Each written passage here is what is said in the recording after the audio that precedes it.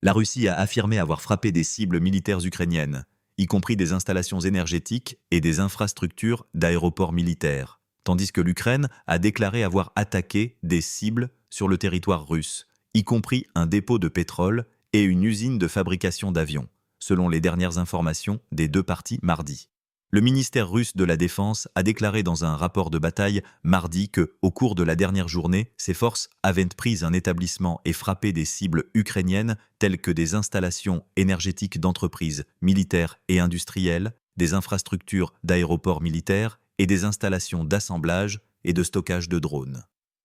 L'armée russe a continué à lancer des frappes contre les forces ukrainiennes dans la région de Koursk en Russie, a déclaré le rapport. Le même jour, l'état-major des forces armées ukrainiennes a rapporté que les forces ukrainiennes s'étaient engagées dans des dizaines de batailles avec les forces russes sur le front à l'après-midi de mardi. L'armée ukrainienne a attaqué un dépôt de pétrole dans l'oblast de Voronej, en Russie, et des infrastructures telles qu'une usine de fabrication d'avions dans l'oblast de Smolensk. De plus, l'armée ukrainienne a repoussé plusieurs attaques russes à Kharkov, Pokrovsk et dans d'autres directions. Lundi, le président russe Vladimir Poutine a déclaré que son pays est ouvert au dialogue avec la nouvelle administration américaine sur la crise ukrainienne. La chose la plus importante est d'éliminer les causes profondes de la crise, a déclaré Poutine.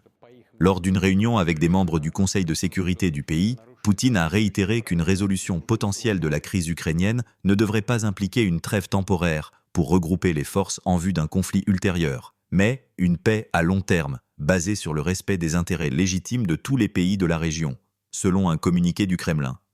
Le dirigeant russe a souligné que Moscou n'a jamais rejeté le dialogue et a toujours été ouvert à la coopération avec n'importe quelle administration américaine,